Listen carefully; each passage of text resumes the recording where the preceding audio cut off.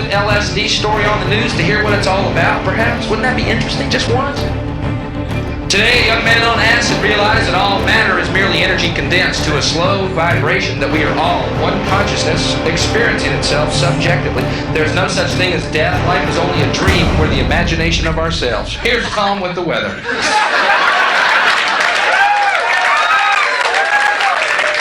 Wow! Did you see the news? Something about how we're God's perfect and holy thoughts, and we live in His mind, and there's no reason to suffer or lack, ever. I thought it was sort of newsworthy. Then again, I was fucked up at the time, so who knows?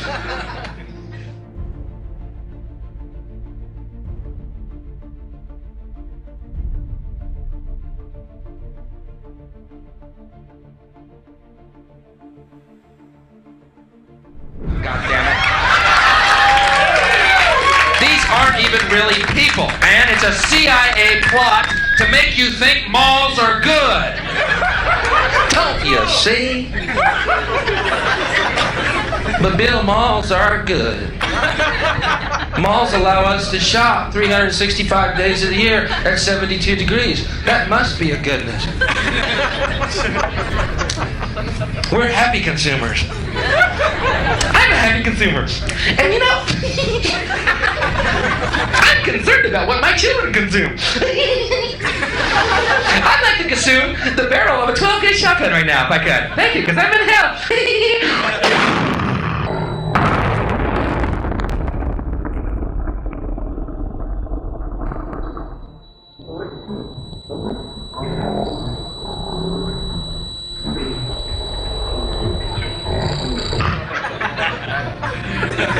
You do realize by the year 2000, all malls in the world are going to be connected.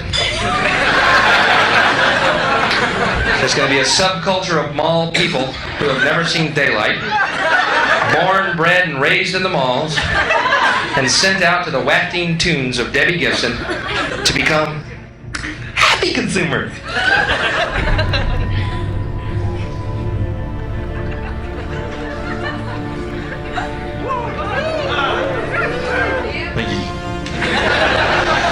I love what I did. I did a great job in the world. What do you do, sir?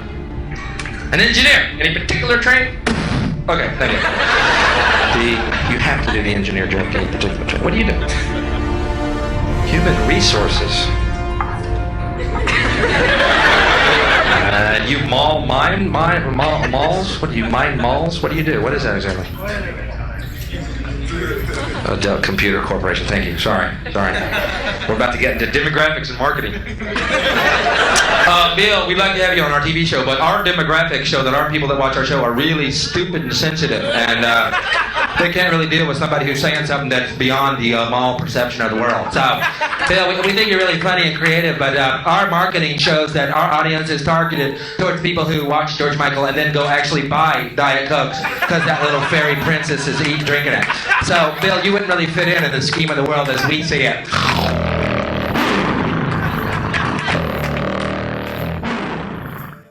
Well, they say childbirth is hard on a woman. I think it's harder on the kid, man. You just don't get to hear their side till they're 13. Then they're just pissed they forgot one. Think about childbirth. Your first 9 months of life, rent-free, free food, constantly asleep. Ooh, that's gonna fucking last.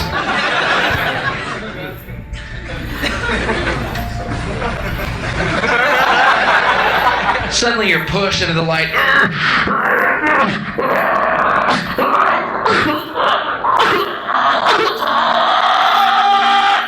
Get a job. Pretty fucking traumatic. But I'm over it. Because I don't have to get a job. Bosses, you know. What the fuck am I talking about? You're right.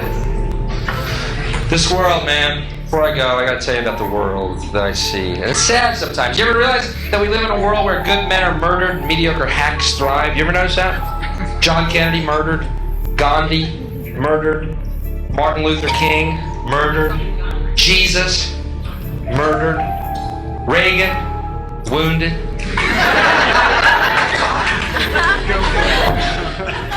Cancer 8 times. Now that fucker still walks, doesn't he? That guy is Jason, man. You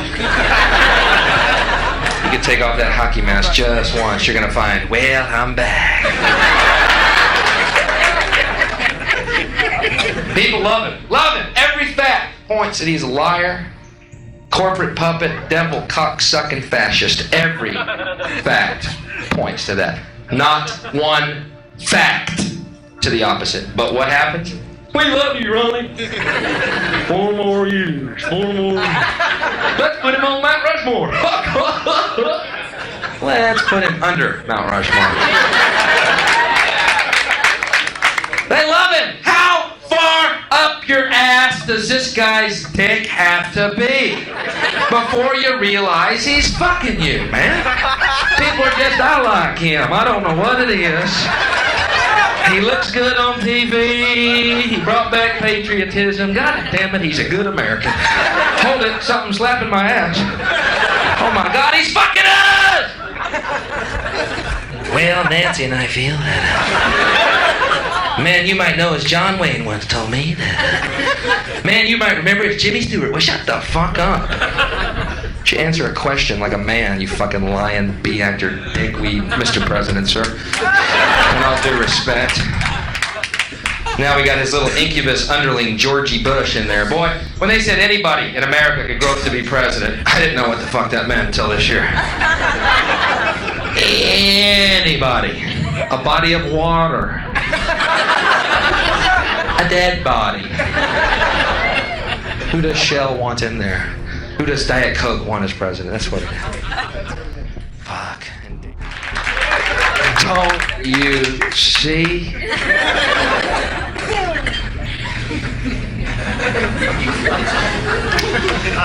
You're a great crowd. Before I go, even though this is a world where good men are murdered, men who try and help are murdered and cut down in their prime of their youth, and hacks and mediocres and fascists run everything else, I'm going to share with you a vision that I had, because I love you, and you feel it. You know all that money we spend on nuclear weapons and defense every year, trillions of dollars, correct? Instead, just play with this. If we spent that money feeding and clothing the poor of the world, and it would pay for it many times over, not one human being excluded, we could, as one race, explore outer space together in peace forever.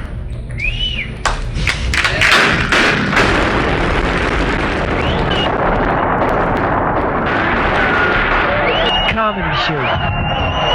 A panic and a fence.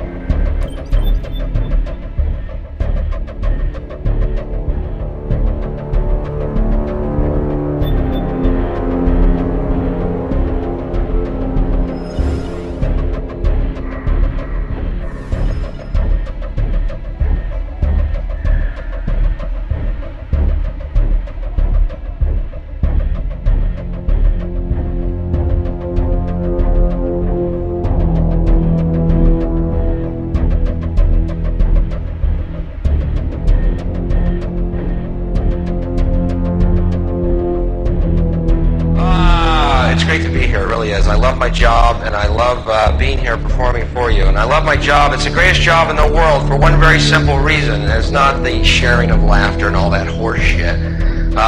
It's the fact that I don't have a boss.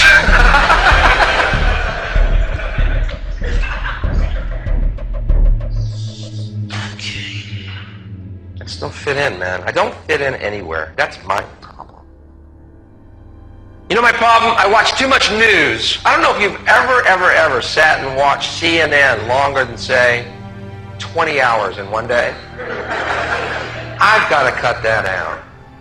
You ever watch CNN headline news for any length of time? It's the most depressing fucking thing you will ever do. War, famine, death, AIDS, homeless, recession, depression. War, famine, death, AIDS. Then you look out your window, it's just...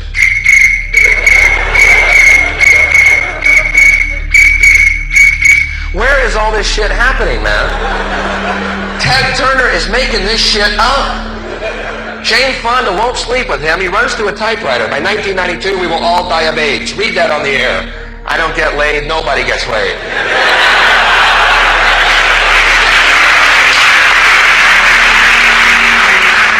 I mean, I'm writing Jane Fonda. Will you fuck this guy so we can get some good news, please?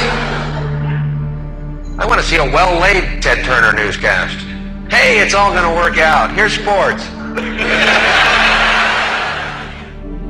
So, first of all, this needs to be said.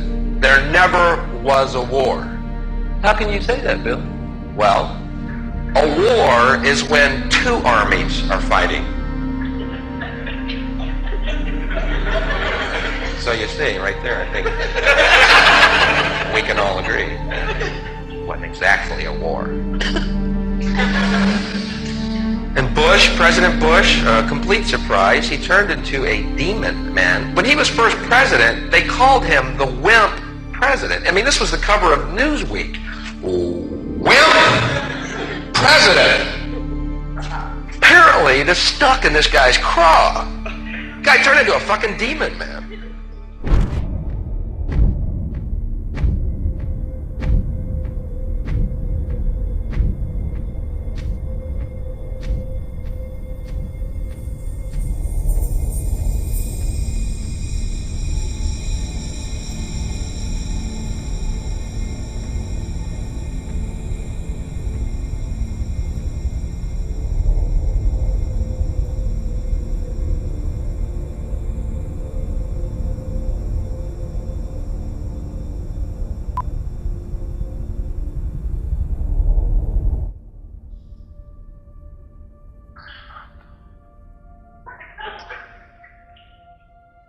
I guess the most amazing thing about the war, obviously the disparity in the casualties. Iraq, 150,000 casualties. USA, 79. Let's go through those numbers again. They're a little baffling at first glance. Iraq, 150,000.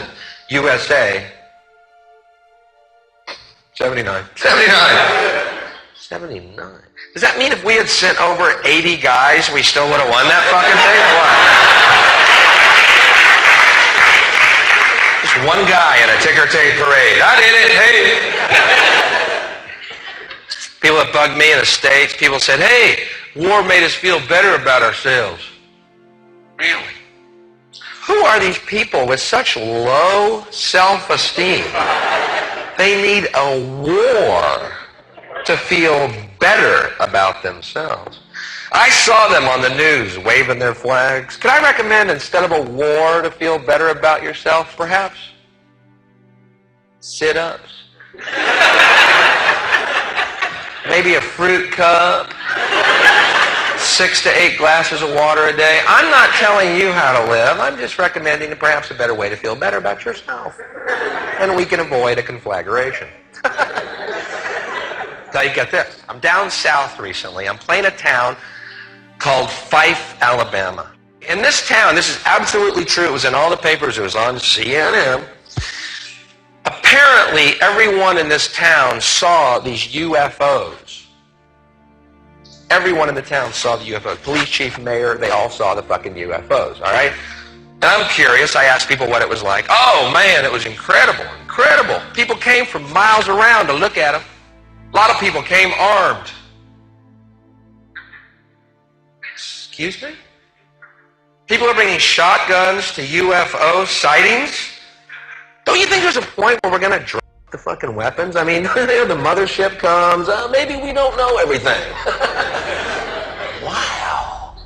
Not like some intergalactic fucking skeet shoot. There goes one out. Bringing shotguns to UFO sightings, man. It kind of brings whole new meaning to that phrase, you ain't from around here, are you, boy? Yep, they're little green people. We call them boogers.